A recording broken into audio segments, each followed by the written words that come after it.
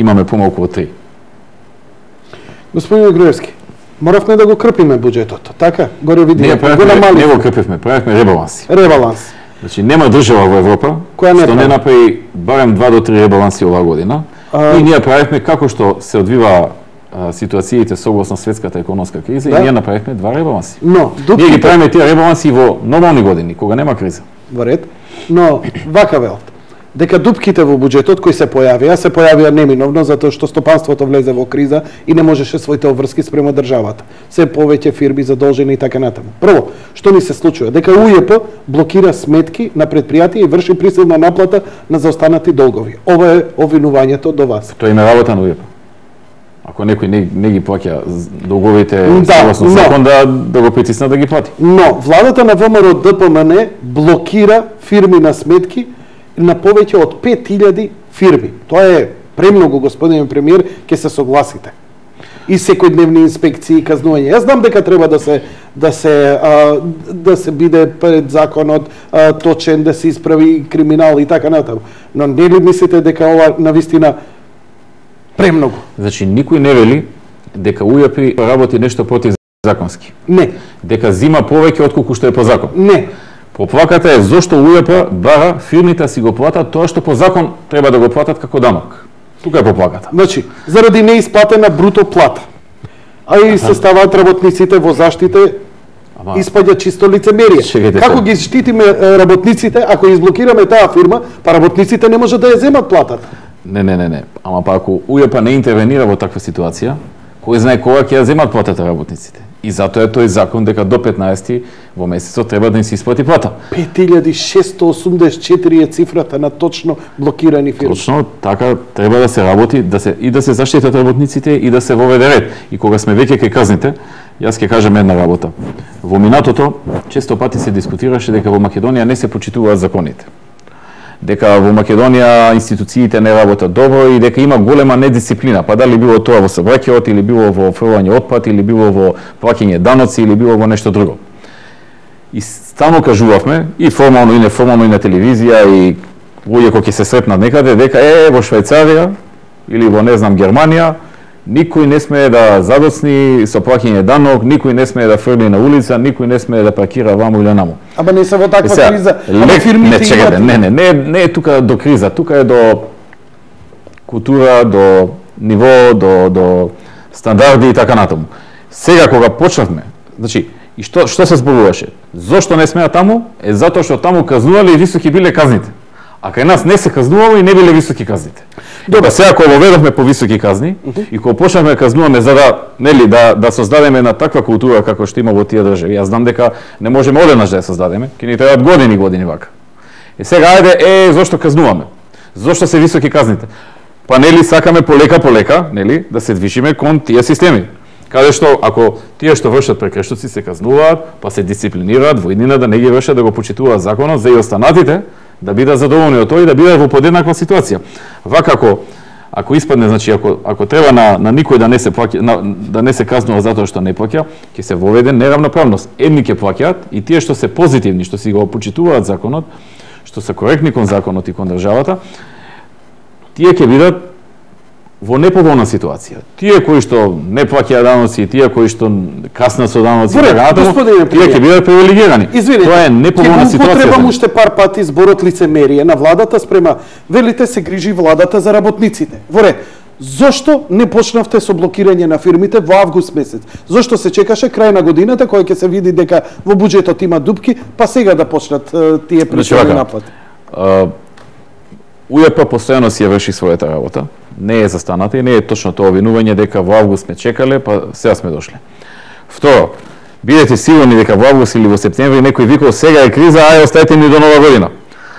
Па сега, значи не може едни да плаќаат на време, други да не плаќаат воопшто и да се бунат зошто некој ги казнува затоа што не го почитуваат законот. А има ли фирми?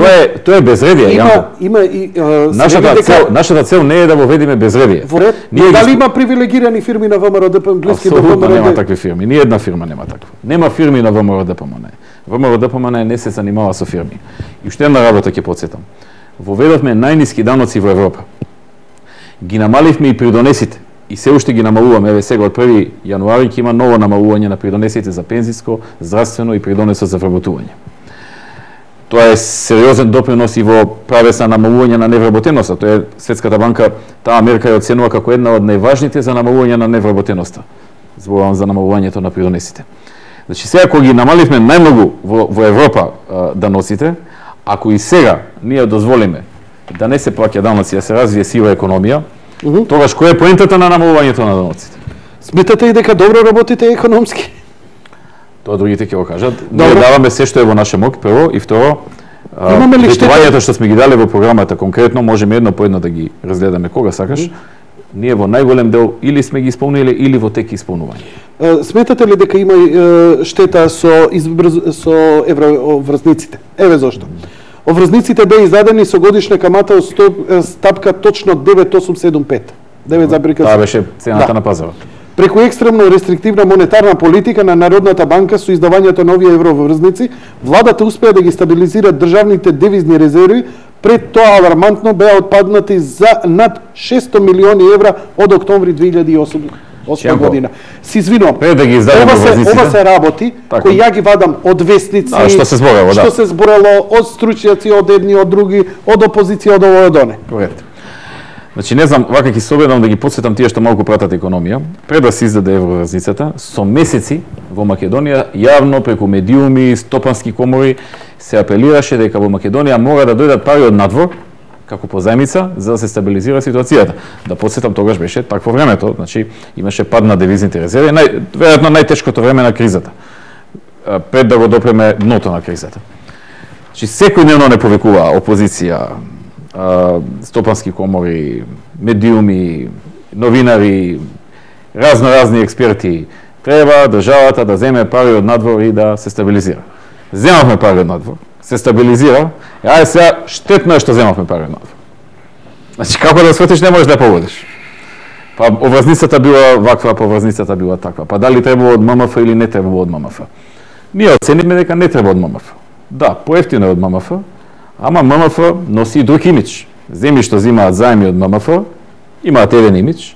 Земји што поминале цела криза, значи најглобалната криза во светот во последните 80 години, најголемата криза, без подршка на ММФ, без позајмување од ММФ, без специјални програми на ММФ, имаат друг имидж и тоа се цени и се почитува. Така што како и да ја сватиме работата, тешко на тие што сакаат да ни најдат мана, нема да им погодиме до крај. За нас е важно дека цела една година и повеќе, значи кризата почна почеток на октомври 2008. Еве го сега е декември 2009. Еден ден не задоцнија плати. Еден ден не задоцнија пензии, плати во администрација, зборам за тие што сме ние задолжени. Еден ден не задоцнија пензии. Еден ден не задоцни враќање на било кои обврски што државата ги има кон странство, кон кредитори и така натаму. Сите основни функции владата и државата во најтешката криза ги остварија на време и најголемиот дел од проектите што ги бевме започнале, најголемиот дел од нив ги оставивме, ги задржавме.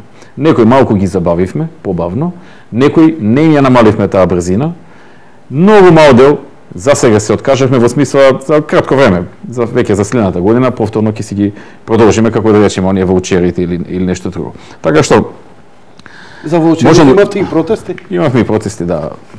Колку беа тие реални. Мораше ли ваучерите да бидат жртва? Нешто мораше.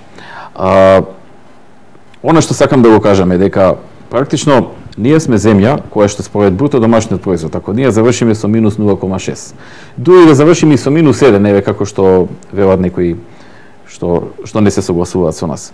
Ние ќе бидеме трета земја според бруто домашен производ колку најмал пат сме имале по бруто домашен производ во Европа.